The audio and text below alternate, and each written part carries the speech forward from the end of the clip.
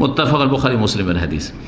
তাহলে এই তায়েফা কি, এই তায়েফা মনসুরা। মনসুরা কেন এই দলের নাম বলা হয়েছে? এই হাদিসে ওইটা আসেনি, অন্য হাদিসে রয়েছে মনসুরিন, সাহায্যপ্রাপ্ত তারা। এখানে রয়েছে কি জাহেরিন, বিজয়ী। নাজকে রয়েছে মনসুরি, সাহায্যপ্রাপ্ত। এই জন্য এই দলকে কি বলা হয়েছে? আল্লাহর পক্ষ থেকে সাহায্যপ্রাপ্ত, তায়েফা মনসুরা। দ্বিতীয় হাদিস মুআবিয়া রাদিয়াল্লাহু তাআলা আনহু থেকে বর্ণিত। তিনি বলছেন, সামি'তুন নবী সাল্লাল্লাহু আলাইহি ওয়াসাল্লাম ইয়াকুল, আমি নবী সাল্লাল্লাহু আলাইহি ওয়াসাল্লাম বলতে শুনেছি, লা ইয়াজালু মিন উম্মতি উম্মাতুন কায়মাতুন বিআমরিল্লাহ, সর্বদা আমার উম্মতের একটি দল আল্লাহর নির্দেশের ওপর প্রতিষ্ঠিত থাকবে, আল্লাহর বিধানের ওপর। আল্লাহর বিধান হচ্ছে তৌহিদ, আল্লাহর একত্ব, তৌহিদ ভিত্তিক ইবাদতবন্দি করা আল্লাহর। আল্লাহর বিধান আমরুল্লাহ হচ্ছে সুন্নাহ, রাসূলুল্লাহ সাল্লাল্লাহু আলাইহি ওয়াসাল্লামের আদর্শ অনুযায়ী, তরিকা অনুযায়ী ইবাদতবন্দি করা। তো আল্লাহর আমরের ওপর, মানে আল্লাহ রাব্বুল আলামিনের যে বিধান, তার উপর একটি দল, এখানে ওইখানে তায়েফা ছিল, এখানে উম্মাহ, উম্মাহ দল। উম্মাহ যেমন উম্মত, গোটা উম্মত, তেমনি একটি ক্ষুদ্র দলকে উম্মত বলা হয়।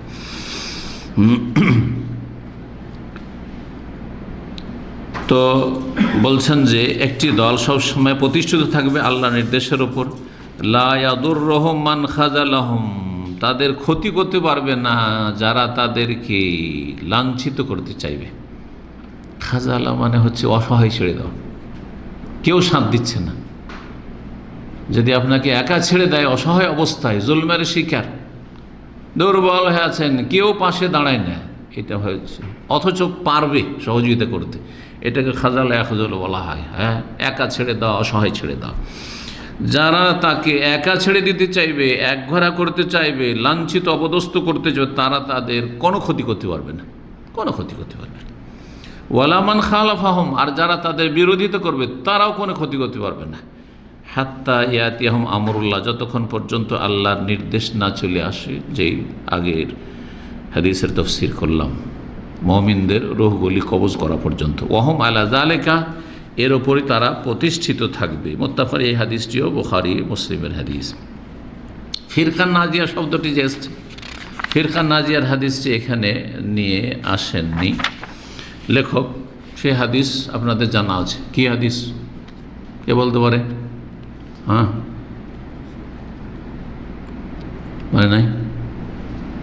৭১ দলে বিভক্ত হয়েছে ইহুদিরা, ৭২ দলে বিভক্ত হয়েছে খ্রিস্টানরা, আর আমার উম্মত ওয়াসাতাফতারিকু উম্মতি আলা ৭৩ ফিরকা, ইফতারাকাতিল ইয়াহুদু আলা ৭১ ফিরকা, ওয়াফতারাকাতিন নাসারা আলা ৭২ ফিরকা, ওয়াসাতাফতারিকু উম্মতি, আর শীঘ্রই আমার উম্মত বিভক্ত হবে। ১৪০০ বছর আগে বলছেন রাসূলুল্লাহ সাল্লাল্লাহু আলাইহি ওয়াসাল্লাম, শীঘ্রই আমার উম্মত বিভক্ত হবে আলা ৭৩ ফিরকা, ৭৩ ভাগে, ৭৩টি দলে। কুল্লুহুম ফিন্নার, কি বলেছেন? প্রত্যেকটি তাদের জাহান্নামে যাবে। এর তাফসীর করেছি, জাহান্নামে যাবে, অস্থায়ী হবে, স্থায়ী হবে। কাউকে আল্লাহ মাফও করবেন, কিন্তু তাদের পানিশমেন্ট হয় কি? জাহান্নাম। জাহান্নামে যাবে মানে এই নয় যে জাহান্নামে এমন করে ঢুকিয়ে দিবেন, যেহেতু আপনি বেরিয়ে এসছেন ওখান থেকে, যে আর বের হইতে দিবেন না, ওইটা আল্লাহর কাছে। কথা বোঝা গেছেন? ইমান পুরো ভঙ্গ করেনি, এমন আকীদার এত বড় দোষ নেই। আকীদার দোষ আছে, কিন্তু এত বড় দোষ নেই যে ইসলাম থেকে খারিজ হয়ে গেছে, তাহলে আপনি স্থায়ী করতে পারেন না। আবার আল্লাহ যার জন্য পানিশমেন্ট রেখেছে, তাকে আল্লাহ মাফ করতে পারেন। জি, ইমাম ইবনে তাইমিয়া রাহিমাহুল্লাহ বলেছেন যে একজন পাপিষ্টকেও আল্লাহর রহমত পাওয়ার 10টি উপায় আছে, আযাব থেকে মুক্তির 10টি উপায় আছে। আমি ওনাকে আগে একটা আলোচনা করেছিলাম, জানি না তার বিষয়বস্তুটা কী ছিল, কিন্তু খুব গুরুত্বপূর্ণ বিষয়গুলি। যাদের দ্বারা পাপ হয়ে গেছে আর তওবা করে ফিরে এসছেন, তাদের জন্য এই আলোচনাটি খুব গুরুত্বপূর্ণ। জি, তো ইনশাআল্লাহ হয়তো আবার আমরা কোনো সময় আলোচনা করবো ইনশাআল্লাহ। জি, তো তার মধ্যে একটি হচ্ছে রহমতুল্লাহ, আল্লাহর রহমত। একটি হচ্ছে আল্লাহর রহমত। শাস্তি, এমন কাজ করেছে জাহান্নাম শাস্তি, জাহান্নাম শাস্তি, কিন্তু আল্লাহর রহমতে আল্লাহ মাফ করেনি। জিজ্ঞাসা কর, শো কাজ করতে আপনার কাছে, আমার কাছে নাকি আল্লাহকে? না, মোটেই না। আপনার ম্যানেজার শো কাজ করার, আপনি বলতে পারেন না যে আপনি কেন এটা করলেন, আপনার এই ক্ষমতাটা নেই। ফোরম্যান, সুপারভাইজারকে আপনি জিজ্ঞাসা করতে পারেন না, তো বস্তু দূরের কথা, রব্বুল আলামিন।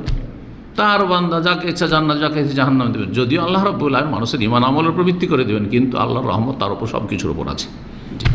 তবে কাফের জন্য রহমত নেই, ঈমান ভঙ্গকারীর জন্য রহমত নেই, বড় শিরক করে মরে গেল তাদের জন্য রহমতের। রহমত হচ্ছে পাপী মুসলিমদের জন্য, হতে পারে, কিন্তু সব পাপীর জন্য হবে এইটাও আমার আশা করে, কারণ অনেক পাপীরা আছে, আল্লাহর রহমত তো আছে। না না না না, তোমার জন্য কে জানে যে তোমার জন্য আছে? তুমি জানো যে তোমার জন্য আছে, সুতরাং আগে সাবধান হয়ে যাও। আর একটি উপায় হচ্ছে জাহান্নামী হওয়ার পরেও জাহান্নাম থেকে নাজাতের, জাহান্নামে যাওয়ার আগেই নাজাত, অথবা জাহান্নামে ঢোকার পরে নাজাত। আর একটি হচ্ছে শাফাআতুন নবী সাল্লাল্লাহু আলাইহি ওয়াসাল্লাম, নবীর সুপারিশ। নবী ছাড়া অন্য সুপারিশ হয়ে যেতে পারে, কিন্তু বিশেষ করে নবী করিম সাল্লাল্লাহু আলাইহি ওয়াসাল্লামের শাফাআত। শাফাআত তো যারা কাবিরা গুনাহ করবে তাদের জন্য শাফাআত। শাফাআত লিল আহলিল কাবায়ের মিন উম্মতি, নবী সাল্লাল্লাহু আলাইহি ওয়াসাল্লাম বলেছেন আমার উম্মতে যারা কাবিরা গুনাহ করে মরে গেছে, কাবিরা গুনাহ তওবা করে, তো শাফাআত কি? বিনা শাফাআত তো যাচ্ছেও, আল্লাহর রহমত তো আছে সব কিছুর উপর, কিন্তু তার আমল ঠিক আছে, তার তওবা করে নিয়েছে। কিন্তু যারা তওবা নসিব হয়নি তাদের জন্য শাফাআতের সুযোগ আছে নবী সাল্লাল্লাহু আলাইহি ওয়াসাল্লাম, যদি শাফাআত পর যোগ্যতা থাকে।